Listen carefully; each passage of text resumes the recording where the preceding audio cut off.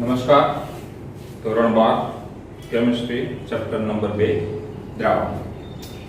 Last વિડિયોની અંદર આપણે સંખ્યાત્મક ગુણધર્મોની ચર્ચા કરતા હતા. મુખ્યત્વે આપણા સિલેબસમાં 4 સંખ્યાત્મક ગુણધર્મો છે. પહેલું હતું બાષ્પ દબાણમાં થતો સાપેક્ષ ઘટાડો, 2 નંબરમાં ઉત્કલન બિંદુમાં થતો વધારો, ઠાર બિંદુમાં થતો ઘટાડો અને અભિસરણ દબાણમાં થતો ફેરફાર. એની અંદર આપણે જે ફર્સ્ટ પોઈન્ટ હતો બાષ્પ દબાણમાં થતો સાપેક્ષ ઘટાડો એ આપણે જોયું. ફરીવાર સંખ્યાત્મક ગુણધર્મો કોને કહેવાય છે? તો જ્યારે શુદ્ધ દ્રાવકમાંથી દ્રાવણ બને છે, બરાબર સમજીશો, શુદ્ધ દ્રાવકમાંથી દ્રાવણ બને છે ત્યારે દ્રાવકના ગુણધર્મો કરતા દ્રાવણના કેટલાક ગુણધર્મોમાં ફેરફાર થાય છે. કયા કયા ગુણધર્મોમાં ફેરફાર થાય છે? દાખલા તરીકે બાષ્પ દબાણ. તો શુદ્ધ દ્રાવકનું બાષ્પ દબાણ વધુ હોય છે, એમાંથી બનાવેલા દ્રાવણનું બાષ્પ દબાણ ઓછું હોય છે. એ આપણે જોયું. 2 નંબરમાં વાત કરી હતી ઉત્કલન બિંદુમાં થતો વધારો.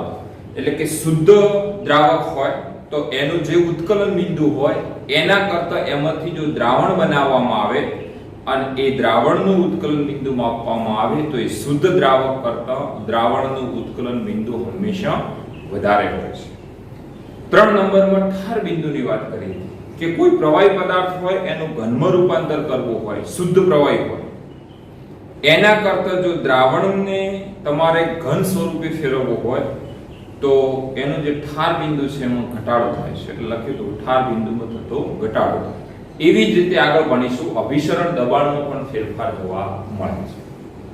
એમાં બાષ્પ દબાણમાં થતો ઘટાડો જે છે આપણે જોયું તો આજે આપણે બીજો સંખ્યાત્મક ગુણધર્મ છે જેનું નામ છે ઉત્કલન બિંદુ ઉન્નયન.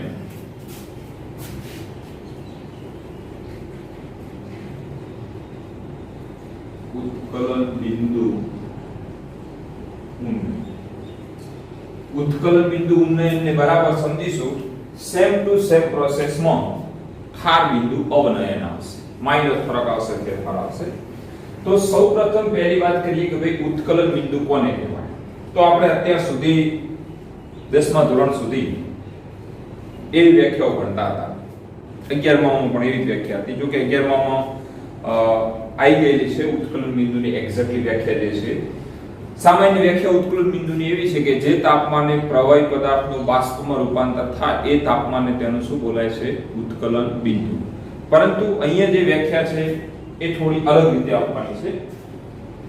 ઉત્કલન બિંદુની એક્ઝેક્ટ વ્યાખ્યા એવી છે કે જે તાપમાને પ્રવાહીનું બાષ્પ દબાણ એ આ વાતાવરણના બાષ્પ દબાણ જેટલું થાય એ જે તાપમાને બંનેના બાષ્પ દબાણ સમાન થાય છે એ તાપમાને તેનું ઉત્કલન બિંદુ કહે છે. લખો છો હું વ્યાખ્યા. સૌપ્રથમ આપણે ઉત્કલન બિંદુની વ્યાખ્યા લખીશું. ઉત્કલન બિંદુ જે તાપમાને પ્રવાહીનું બાષ્પ દબાણ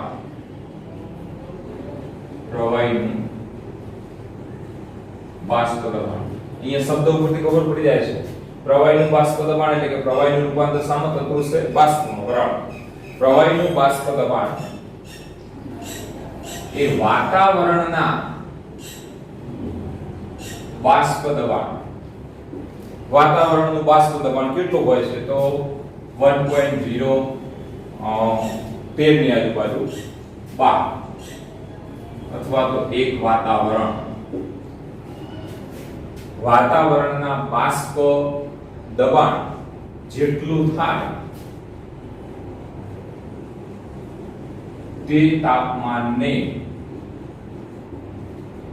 તે પ્રવાહીનું ઉત્કલન બિંદુ કહે છે. આ બરાબર વ્યાખ્યા સમજો. જે તાપમાને પ્રવાહીનું બાષ્પ દબાણ એકવાના જે વાતાવરણ એટમોસ્ફિયરના બાષ્પ દબાણ કેટલું હોય છે? 1.013 અથવા તો એક વાતાવરણ દબાણ જેટલું થાય તે તાપમાને તે પ્રવાહીનું શું બોલાય છે? ઉત્કલન બિંદુ. હવે આપણે ભણવાનું છે ઉત્કલન બિંદુ ઉન્નયન, મીન્સ કે ઉત્કલન બિંદુમાં થતો વધારો. જોઈએ આ બાજુ ધારી લો કે આ પાત્રની અંદર મારી પાસે શુદ્ધ દ્રાવક છે, શુદ્ધ દ્રાવક, દ્રાવક તરીકે હું પાણી લઉં છું, એટલે મારી પાસે શુદ્ધ પાણી છે. હવે આની અંદર હું એક અબાષ્પશીલ દ્રાવ્ય પદાર્થ નાખું છું, કારણ કે મારે શું બનાવવાનું છે? દ્રાવણ બનાવવાનું છે. એટલે અહીંયા મને હવે દ્રાવણ મળશે. હવે આપણે સંખ્યાત્મક ગુણધર્મો તરીકે કોને લેવાનું છે? ઉત્કલન બિંદુ ઉન્નયન. શું થશે? ચાલો જોઈએ. અહીંયા શુદ્ધ દ્રાવક તરીકે કોણ છે? પાણી. આપણે જાણીએ છીએ કે પાણીનું ઉત્કલન બિંદુ કેટલું છે? સેલ્સિયસમાં વાત કરીએ તો આપણને ખબર છે કે 100 સેલ્સિયસ છે. તો આ 100 સેલ્સિયસ નો અર્થ એવો થાય કે જ્યારે પાણીને 100 સેલ્સિયસ સુધી ગરમ કરવામાં આવે છે ત્યારે એનું જે બાષ્પ દબાણ છે, એટલે કે જે પ્રવાહીનું બાષ્પ દબાણ છે, એ કોના બરાબર થતું છે? વાતાવરણના બાષ્પ દબાણ બરાબર. મીન્સ કે શુદ્ધ પાણી હોય એનું જો ટેમ્પરેચર 100 સેલ્સિયસ કરવામાં આવે તો 100 સેલ્સિયસ તાપમાને પાણીનું બાષ્પ દબાણ અને વાતાવરણનું જે બાષ્પ દબાણ છે એ બંને ઇક્વલ, એટલે કે કેવા થાય છે? સમાન થાય છે. અને જ્યારે બંનેનું બાષ્પ દબાણ સમાન થાય છે ત્યારે પ્રવાહી પદાર્થ ઉકળવા માંડે છે, એટલે કે પ્રવાહી પદાર્થનું રૂપાંતર શામાં થાય છે? બાષ્પની અંદર થાય છે. આટલું ક્લિયર. તો આ જે ટેમ્પરેચર છે એને ધારો કે હું બોલું છું TB0. B means boiling, ઉત્કલન. બરાબર છે? શુદ્ધ દ્રાવક છે એટલે એને બોલીશું TB0 બરાબર 100 સેલ્સિયસ. એ સમયે બાષ્પ દબાણ કેટલું હશે? બાષ્પ દબાણ તો આપણને ખબર છે કેટલું થશે? 1 બાર. 1 બાર વાતાવરણનું દબાણ છે. જેટલું 1 બારે જ્યારે 1 બાર થશે ત્યારે એ પ્રવાહી છે શું થશે? ઉકળવા મળશે. અર્થાત પાણી કેટલા ઉકળે છે? 100 સેલ્સિયસ. હવે આપણે દ્રાવણની ચર્ચા કરવાની છે. ચલો પહેલું તો એ બોલો કે જ્યારે દ્રાવકમાંથી દ્રાવણ બને છે ત્યારે દ્રાવણના ઉત્કલન બિંદુમાં શું થાય છે? વધારો યા ઘટાડો? તો આપણને ખબર છે કે વધારો થાય છે. કેમ વધારો થાય છે એ આપણે સમજવાનું છે. તો સૌપ્રથમ બાષ્પ દબાણની વાત કરીશું. અહીંયા શુદ્ધ દ્રાવક છે, અહીંયા દ્રાવણ છે. શુદ્ધ દ્રાવકનું બાષ્પ દબાણ હંમેશા વધારે હોય છે, જ્યારે એમાંથી બનેલા દ્રાવણનું બાષ્પ દબાણ હંમેશા ઓછું હોય છે. એ આપણે આગળ ચર્ચા કરી નાખી છે. તો એનો અર્થ એવો થાય કે ભાઈ બાષ્પ દબાણ જે 1 બાર છે અહીંયા 100 સેલ્સિયસ છે, અહીંયા જો 100 સેલ્સિયસ ટેમ્પરેચર લાગુ પાડવામાં આવે 100 સેલ્સિયસ તો એ દ્રાવણ ઉકળશે કે નહીં ઉકળે? તો નહીં ઉકળે. કેમ નહીં ઉકળે? કારણ કે દ્રાવકનું બાષ્પ દબાણ વધુ હોય છે, જ્યારે દ્રાવણનું બાષ્પ દબાણ શું થઈ જાય છે? ઘટી જાય છે. હવે એ બાષ્પ દબાણને ઘટાડો જે છે એને 1 બાર સુધી કરવો હોય તો એને કંઈક વધારે ટેમ્પરેચરની જરૂર પડે. સમજો હું અહીંયા લખું છું. ધારી લો કે 100 સેલ્સિયસ તાપમાને આનું બાષ્પ દબાણ 1 બાર છે, તો અહીંયા જે બાષ્પ દબાણ છે આ કોઈ વેલ્યુ ફિક્સ નથી, હું ખાલી સમજવા માટે બોલું છું. ધારી લો કે 0.8 છે. કેમ ભાઈ 0.8 થયું? તો આપણને ગુણધર્મ ખબર છે કે શુદ્ધ દ્રાવક કરતા દ્રાવણનું બાષ્પ દબાણ હંમેશા ઓછું હોય છે. કેટલું હોય છે? 0.8. હવે આને તમારે શું કરવું છે? ઉકાળવું છે. તો કેટલું બાષ્પ દબાણ કરશો ત્યારે ઉકળશે? 1 બાર. કેટલું છે? 0.8. હવે બાષ્પ દબાણ જો વધારવું હોય તો તમારે શું કરવું પડે? ટેમ્પરેચર વધારવું પડે. ટેમ્પરેચર કેટલું વધારશો? તો 100 થી કંઈક વધારે હશે. ધારો કે એ ટેમ્પરેચર જે છે એ 100.2 સેલ્સિયસ છે. કેટલું છે? 100.2 સેલ્સિયસ. હવે તમે જોઈ શકો છો કે અહીંયા 100 સેલ્સિયસ તાપમાને એનું બાષ્પ દબાણ કેટલું છે? 1 બાર. જ્યારે અહીંયા હવે 100.2 સેલ્સિયસ કરશો એટલે આનું જે બાષ્પ દબાણ છે કેટલું થઈ જશે? 1 બાર. ક્લિયર?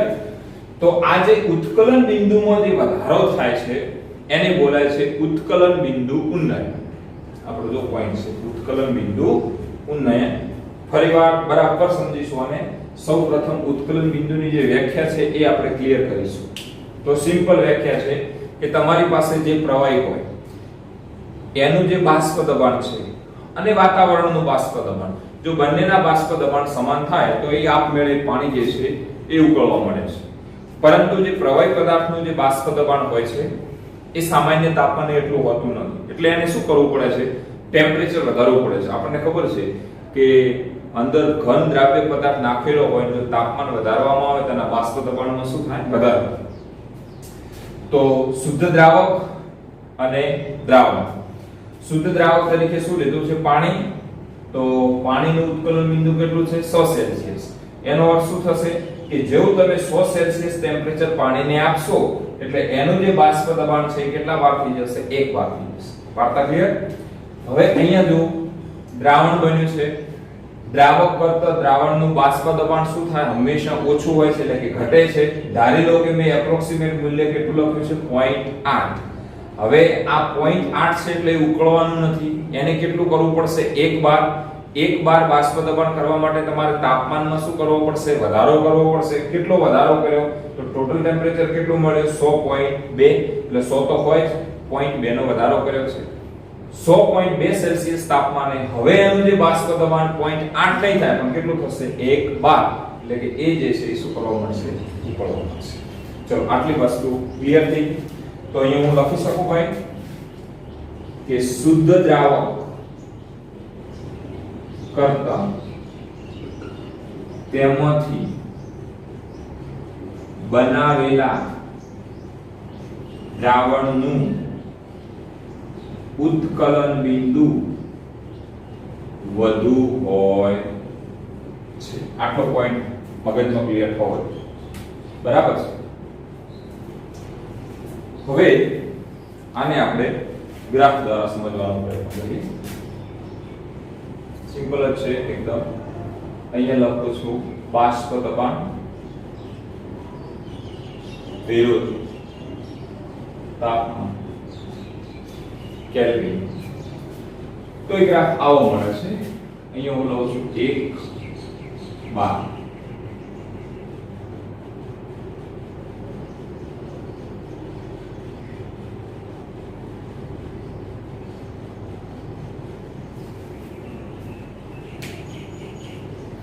ખાસ યાદ એ રાખવાનું છે કે કઈ જગ્યા પર કોને દર્શાવવું. એક આ પોઈન્ટ છે, એક આ પોઈન્ટ છે. આપણી પાસે એક શુદ્ધ દ્રાવક છે, એક દ્રાવક છે. ચલો સમજી લો તમે કે શુદ્ધ દ્રાવક હશે તો એ ઓછા તાપમાને બાષ્પમાં રૂપાંતર પામશે. પરંતુ જો દ્રાવણ હશે તો એનું ટેમ્પરેચર કેવું હશે? વધારે. એટલે આ જે પોઈન્ટ છે એ કોના માટે હોવો જોઈએ? તો શુદ્ધ દ્રાવક. અને આ જે છે એ કોના માટે હશે? દ્રાવણ. ગ્રાફ જે છે એનું નેચર આવી રીતનું મળે છે. હવે સમજો તમે આ પોઈન્ટ એટલે કે શુદ્ધ દ્રાવક નું જ્યારે બાષ્પ દબાણ 1 બાર હોય છે ત્યારે એનું જે ટેમ્પરેચર છે એના ટેમ્પરેચરને તમે શું બોલો છો? શુદ્ધના TB0.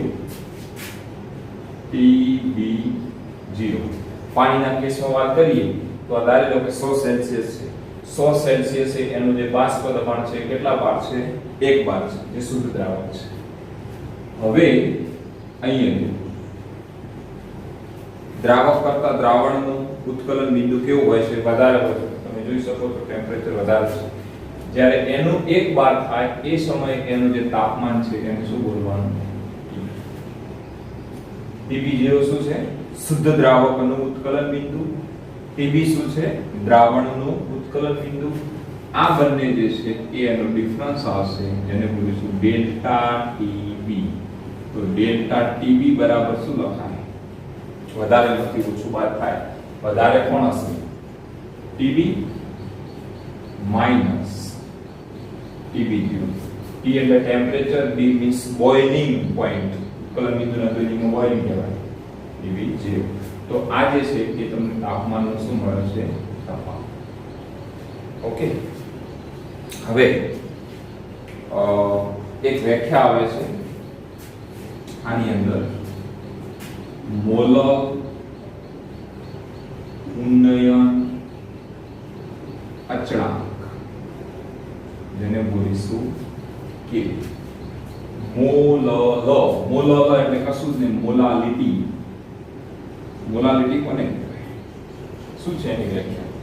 સૂત્ર યાદ હોય તો આપ વિચારી શકો છો કે મોલાલિટીનું જે સૂત્ર હતું એ કંઈક આવું હતું: દ્રાવ્યના મોલ ભાગ્યા દ્રાવકનું વજન કિલોગ્રામ. તો એનો અર્થ એવો થયો કે 1 કિલોગ્રામ દ્રાવક હોય એની અંદર તમે જે દ્રાવ્યના મોલને ઓગાળો છો એને એની શું કહેવાય? મોલાલિટી. હું લખું છું વ્યાખ્યા: 1 કિલોગ્રામ દ્રાવકમાં ઓગાળેલા દ્રાવ્યના મોલની સંખ્યાને શું બોલાશે? મોલાલિટી. ક્લિયર થઈ ગયું? મોલ એટલે બીજું કશું નથી, મોલાલિટી. બરાબર છે? 1 કિલો દ્રાવકમાં ઓગાળેલા દ્રાવ્યના મોલની સંખ્યાને શું બોલાશે? મોલાલિટી. ધારી લો કે 1 કિલોગ્રામ દ્રાવક તરીકે પાણી હોય, એની અંદર જે દ્રાવ્ય પદાર્થ છે એના 1 મોલ નાખેલા હોય તો એ પદાર્થની જે મોલાલિટી છે કેટલી કહેવાશે? 1. હવે આખી વ્યાખ્યા આપી છે મોલ ઉન્નયન અચળાંક. તો એના માટે આપણે અહીંયા 3 પાત્રો લઈએ છીએ.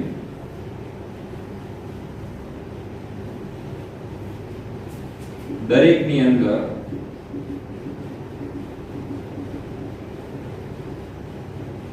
એક કિગ્રા પાણી લઈએ છીએ.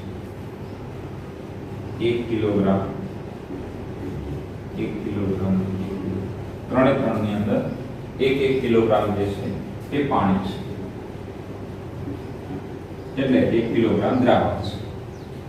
આની અંદર 180 ગ્રામ ગ્લુકોઝ નાખવામાં આવે છે. આમાં 60 ગ્રામ યુરિયા નાખવામાં આવે છે. 342 ગ્રામ સુક્રોઝ નાખવામાં આવે છે. અને પછી તમને પૂછવામાં આવે કે ભાઈ કોનું ઉત્કલન બિંદુ વધારે હશે? તો આગળ મેં સમજાયેલું છે, સિમ્પલ છે કે ઉત્કલન બિંદુ ઉન્નયન એ સંખ્યાત્મક ગુણધર્મ છે. કોના ઉપર આધાર રાખે છે? તો દ્રાવ્યની સંખ્યા કણ પર આધાર રાખે છે. તમે સમજો, 180 ગ્રામ ગ્લુકોઝ એટલે બીજું કશું જ નહીં, 1 મોલ ગ્લુકોઝ. 60 ગ્રામ યુરિયા, 1 મોલ યુરિયા. 342 ગ્રામ સુક્રોઝ, 1 મોલ સુક્રોઝ. તમને પૂછવામાં આવે કે આમાં ગ્લુકોઝના કેટલા કણો હશે? તો સમજો કેટલા મોલ છે?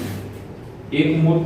અને 1 મોલ હોય તો 6.022 ગુણ્યા 10 ની 23 અંદર ગ્લુકોઝના અણુ હશે. 60 ગ્રામ યુરિયા એટલે બીજું કશું જ નહીં, 1 મોલ યુરિયા. એમાં પણ શું થશે? 6.022 ગુણ્યા 10 ની 23 અણુ હાજર હશે. સુક્રોઝના પણ કેટલા અણુ? 1. 6.022 ગુણ્યા 10 ની 23 હશે. તો ત્રણે ત્રણની અંદર દ્રાવ્ય કણોની સંખ્યા કેવી છે? સમાન છે. તો એના ઉત્કલન બિંદુમાં થતો વધારો પણ કેવો હશે? સમાન હશે. ક્લિયર થઈ ગયું? તો હવે એક શુદ્ધ પાણી હોય અને પછી ગ્લુકોઝનું દ્રાવણ બનાવ્યું હોય તો શુદ્ધ પાણી કરતાં જે દ્રાવણ બને છે એના જે ઉત્કલન બિંદુમાં જે વધારો થાય છે, આ ઉત્કલન બિંદુમાં થતા વધારાને શું બોલીશું? મોલલ ઉન્નયન અચળાંક. શું બોલાશે? મોલલ ઉન્નયન અચળાંક. લખાણ બુકમાં વ્યવસ્થિત લખેલું છે કે 1 કિલોગ્રામ પાણીમાં 180 ગ્રામ ગ્લુકોઝ, 60 ગ્રામ યુરિયા, 342 ગ્રામ સુક્રોઝ. તો ત્રણે ત્રણના ઉત્કલન બિંદુમાં થતો જે વધારો છે એ કેવો છે? સમાન છે. આ ઉત્કલન બિંદુમાં થતા વધારાને આપણે શું બોલીશું? ઉત્કલન બિંદુ ઉન્નયન. ચાલો, ક્લિયર? હવે એનું આપણે સૂત્ર તારવવાનું છે. હવે અહીંયા તમે સમજો કે આ જે ઉત્કલન બિંદુનો વધારો છે એ હંમેશા એની મોલાલિટીના કેવા પ્રમાણમાં છે? સમપ્રમાણમાં છે. મીન્સ કે 1 કિલોગ્રામ પાણી તમે લીધું છે, એની અંદર જો તમે 1 મોલ પદાર્થને નાખો છો તો એના ઉત્કલન બિંદુમાં થતો વધારો કેવો આવે છે? સેમ આવે છે. ચલે છે ને દૂર કરવાનો છે. ડેલ્ટા ટીબી બરાબર કેવી ઇન્ટુ એમ. જ્યાં કેવી છે એને બોલીશું મોલલ ઉન્નયન અચળાંક, મોલલ ઉન્નયન અચળાંક. હવે સમજો તમે કે m મોલાલિટીનું મૂલ્ય 1 હોય, મીન્સ કે 1 કિલોગ્રામ પાણીમાં 1 મોલ દ્રાવ્ય પદાર્થ ઓગાળેલો હોય, તો આ 1 લો તો ડેલ્ટા ટીબી બરાબર શું થઈ જાય? m, મીન્સ કે ઉત્કલન બિંદુનો જે વધારો છે એ એની મોલાલિટીના કેવા પ્રમાણમાં છે? સમપ્રમાણમાં છે. ક્લિયર?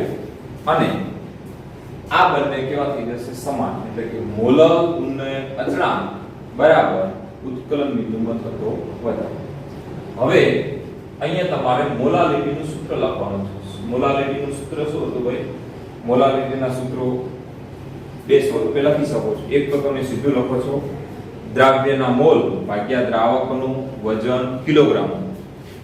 આપણી બુકમાં આ રૂપે સૂત્ર આપ્યું છે તમને 1000 ગુણ્યા W2 ભાગ્યા M2 ગુણ્યા W1. W2 2 means દ્રાવ્ય, 1 means દ્રાવક. ચલો લખી નાખું છું. W2 બરાબર દ્રાવ્યનું વજન, M2 દ્રાવ્યનું આણ્વીય દળ, W1 દ્રાવકનું વજન. જે ઓલું દ્રાવ્યના મોલની જગ્યાએ સૂત્ર વાપર્યું છે વજન ભાગ્યા આણ્વીય દળ. આ કિંમત અહીંયા મૂકી દો તો શું થાય? ડેલ્ટા ટીબી બરાબર શું થશે? KB ગુણ્યા 1000 ગુણ્યા W2 ભાગ્યા M2 ગુણ્યા W1. આ જે સૂત્ર છે એ આપણે યાદ રાખવાનું છે. આટલું સૂત્ર છે. આમાંથી હવે તમને જે પૂછે શોધવાનું એને તમારે કરતા બનાવી દેવાનું. ધારો કે તમારે KB ને કરતા બનાવવાનું છે. KB બરાબર શું થશે? ડેલ્ટા TB ગુણ્યા M2 W1 ભાગ્યા 1000 ગુણ્યા W. KB શું છે? મોલલ ઉન્નયન અચળાંક ડેલ્ટા TB ઉત્કલન બિંદુમાં થતો વધારો. M2 2 means દ્રાવ્ય, દ્રાવ્યનું આણ્વીય દળ. W1 દ્રાવકનું વજન. 1000 વાપર્યા છે એટલે સામે લઈશું ગ્રામમાં. W2 શું થશે? તો કે W2 એટલે દ્રાવ્યનું વજન. 1 છે દ્રાવકનું છે, 2 છે શું થશે? દ્રાવ્યનું વજન. આ સૂત્રનો ઉપયોગ કરી અને આપણે એક્ઝામ્પલ ગણવાના આવશે. બરાબર છે? એકમ જોવો હોય તો KB નો એકમ શું થશે? આના ઉપરથી ખબર પડી જાય. Kelvin kilogram into mall. બરાબર છે? ઓકે, તો આ સૂત્ર આટલા સુધી ફરીવાર બરાબર સમજી લેશું. જો થિયરી પૂછાય તમને કે ઉત્કલન બિંદુ ઉન્નયન સમજાવો તો પહેલી ઉત્કલન બિંદુની વ્યાખ્યા લખવાની, પછી આ બધે મેં ખાલી તમને સમજાવવા માટે લખ્યું છે, બાકી બુકની અંદર જેસે તે સ્વરૂપે લખેલું છે. ગ્રાફ દોરવાનું અને ગ્રાફ ઉપરથી પછી તમારે આ સૂત્ર લખવાનું TB TB0, પછી મોલલ ઉન્નયન અચળાંકની વ્યાખ્યા, મોલાલિટી આ પણ તમને સમજાયેલું છે બુકની અંદર. પાત્ર દોરવાની જરૂર નથી એક્ઝામમાં. પછી આ તમારા સૂત્ર તારવવાનું છે. આનો અભ્યાસ બરાબર કરીશું. આના પછી જે ઠાર બિંદુ અવનયન છે એ સેમ ટુ સેમ પ્રોસેસમાં આવશે. અમુક જે છે એ થોડું બદલાશે. દાખલા તરીકે KB છે તો KF થઈ જશે ફ્રીઝિંગ પોઈન્ટ. બરાબર છે? ઓકે, તો આટલું આપણે ક્લિયર કરી નાખીશું. ઓકે, નેક્સ્ટ આવે છે ઉત્કલન બિંદુ ઉન્નયન ઉપર આધારિત બે કોયડા આપેલા છે. કોયડો 2.7 અને 2.8. એમાં શરૂઆત કરીએ આપણે 2.7 ની. 18 ગ્રામ ગ્લુકોઝ C6H12O6 1 કિલોગ્રામ પાણીમાં એક પાત્રમાં ઓગાળેલ છે. 1.013 બાર દબાણે પાણી કયા તાપમાને ઉકળશે? પાણી માટે KB બરાબર 0.52 કેલ્વિન કિલોગ્રામ મોલ ઇન્વર્સ છે. શું આપણને આપેલું છે? આપણે શું શોધવાનું છે પહેલું એ બરાબર સમજીશું. તમને પૂછ્યું છે કે ભાઈ પાણી કયા તાપમાને ઉકળશે. હવે એકલું પાણી છે કે દ્રાવણ છે એ પહેલું વિચારો તો તમે જોઈ શકો છો કે 18 ગ્રામ ગ્લુકોઝને 1 કિલોગ્રામ પાણીમાં નાખી દીધું છે. અર્થાત શું બની ગયું છે? દ્રાવણ બની ગયું છે. તો તમારે દ્રાવણનું ઉત્કલન બિંદુ શોધવાનું છે. હવે દ્રાવણનું ઉત્કલન બિંદુ ક્યારે મળે? તો તમે શુદ્ધ દ્રાવકનું તો તમને ખબર જ હોય કેટલું હશે? 100 સેલ્સિયસ. એને કેલ્વિનમાં ફેરવીએ તો 273.15 કેલ્વિન વત્તા શુદ્ધ દ્રાવકનું ઉત્કલન બિંદુ વત્તા આ જે દ્રાવણ બને છે તો એના ઉત્કલન બિંદુમાં કેટલો વધારો થાય છે, મીન્સ કે ડેલ્ટા ટીબી કેટલો છે, એ બંનેનો સરવાળો કરીશું એટલે આપણને મળશે ઉત્કલન બિંદુમાં થતો વધારો, મીન્સ કે પાણી આ તાપમાને જે છે એ ઉકળશે. તો સૌપ્રથમ આપણે ડેલ્ટા ટીબી ની જરૂર પડશે. કોની જરૂર પડશે? Delta TB. તો ડેલ્ટા ટીબી નું સૂત્ર શું છે? ચલો, ડેલ્ટા ટીબી Kb m. આવું સૂત્ર છે આપણી પાસે. આ આપણે શોધવાનું છે. Kb નું મૂલ્ય તમને આપી દીધું છે 0.52. m શું છે? મોલાલિટી. મોલાલિટી સૌપ્રથમ આપણે શોધી નાખીએ. તો મોલાલિટી નું સૂત્ર છે આપણી પાસે મોલાલિટી બરાબર 1000 ગુણ્યા W2 ભાગ્યા M2 ગુણ્યા W1. 1000 W2 means દ્રાવ્ય, W weight દ્રાવ્યનું વજન. કોણ છે દ્રાવ્ય? ગ્લુકોઝ. કેટલા ગ્રામ? 18 ગ્રામ ભાગ્યા M2 દ્રાવ્યનું આણ્વીય દળ, ગ્લુકોઝનું આણ્વીય દળ કેટલું થશે? 180 ગુણ્યા W1 દ્રાવકનું વજન. અહીંયા ધ્યાન રાખજો 1000 લીધા છે એટલે W1 જે છે એને કિલોગ્રામમાં નથી લેવાનું પણ સામા લેવાનું છે ગ્રામમાં. 1 કિગ્રા તો કે 1000 18 ભાગ્યા 180 એટલે કે 0.1 મોલ. એમ મળી ગયું. ગણી નાખીએ 0.52 ગુણ્યા 0.1 ક્લિયર? 0.052 આટલા કેલ્વિન. હવે સમજો આ શું આવ્યું? Delta T. એટલે કે જ્યારે શુદ્ધ પાણી હતું તો એ 100 સેલ્સિયસ તાપમાને ઉકળી જતું, બરાબર છે. પરંતુ જ્યારે એની અંદર ગ્લુકોઝ નાખવામાં આવે છે તો 0.052 કેલ્વિન આટલો તાપમાનનો વધારો થાય છે, આપણને ખબર છે. હવે શું શોધવાનું છે? પાણીનું ઉત્કલન બિંદુ. એટલે કે ઉત્કલન બિંદુ બરાબર શુદ્ધ દ્રાવકનું ઉત્કલન બિંદુ વત્તા ટેમ્પરેચરમાં થયેલો વધારો, ઉત્કલન બિંદુમાં થયેલો વધારો. ઓકે, શુદ્ધ દ્રાવકનું ઉત્કલન બિંદુ 100 સેલ્સિયસ આપણે કેલ્વિનમાં લેવાનું છે 373.15 વત્તા ડેલ્ટા ટીબી કેટલો થયો? 0.052. બંનેનો આપણે સરવાળો કરીશું એટલે મળશે 373.202 કેલ્વિન. તો આ દ્રાવણનું ઉત્કલન બિંદુ. તો આ તાપમાને જે દ્રાવણ છે એ ઉકળશે. ઓકે, જોઈએ નેક્સ્ટ 2.8. બેન્ઝીનનું ઉત્કલન બિંદુ 353.23 કેલ્વિન છે. જ્યારે 1.80 ગ્રામ અબાષ્પશીલ દ્રાવ્ય 90 ગ્રામ બેન્ઝીનમાં ઓગાળવામાં આવ્યો ત્યારે ઉત્કલન બિંદુ વધીને 354.11 કેલ્વિન થયો. દ્રાવ્યનું મોલર દળ ગણો. બેન્ઝીન માટે Kb 2.53 kelvin kilogram into molecules. Means કે અહીંયા દ્રાવક તરીકે બેન્ઝીન છે તો એનું ઉત્કલન બિંદુ તમને આપી દીધું છે 353.23 કેલ્વિન. હવે એ બેન્ઝીનની અંદર 1.80 ગ્રામ અબાષ્પશીલ પદાર્થ નાખો છો એટલે બેન્ઝીનનું દ્રાવણ બની જશે. અને બેન્ઝીનનું દ્રાવણ બની જશે તો એનું ઉત્કલન બિંદુ એ શુદ્ધ બેન્ઝીન કરતા કેવું હશે? વધારે. તો આપ જોઈ શકો છો કેટલું થઈ જાય છે? 354.11. શુદ્ધનું કેટલું હતું? 353.23. દ્રાવણ બન્યું એટલે 354.11 એટલે ક્લિયર થાય છે કે શુદ્ધ દ્રાવક કરતા દ્રાવણનું ઉત્કલન બિંદુ વધારે હોય છે. દ્રાવ્યનું મોલર દળ ગણો. તો આપણે શું શોધવાનું છે? M2 જે આપણું સૂત્ર આવે છે m2 તો સૌ પ્રથમ શું કરવું પડશે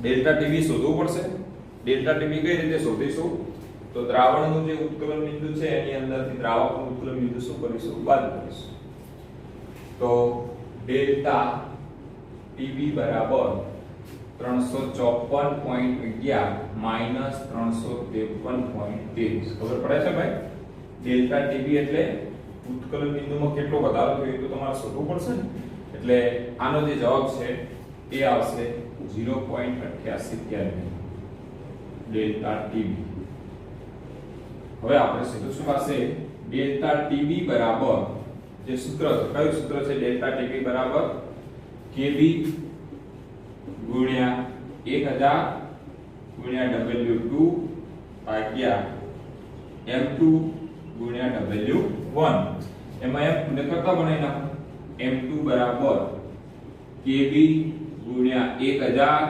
ગુણ્યા W2 ભાગ્યા ડેલ્ટા TB ગુણ્યા W1 કિંમત મૂકી દઈએ KB ની કિંમત કેટલી આપી છે આપણને 2.53 ગુણ્યા 1000 ગુણ્યા W2 એટલે કે દ્રાવ્યનું વજન તો દ્રાવ્યનું વજન કેટલું આપે છે 1.80 ગ્રામ 1.80 ભાગ્યા ડેલ્ટા TB કેટલો વધારો થયો 0.88 ગુણ્યા W1 એટલે કે દ્રાવકનું વજન કેટલું આપે છે 90 ગ્રામ બેન્ઝીન એને ગ્રામમાં રાખવાનું છે આનો જવાબ લાવશો એટલે આવે છે 57.5 એટલે આપણે લખીશું 58 એકમ આપણને ખબર છે ગ્રામ પ્રતિ M2 બરાબર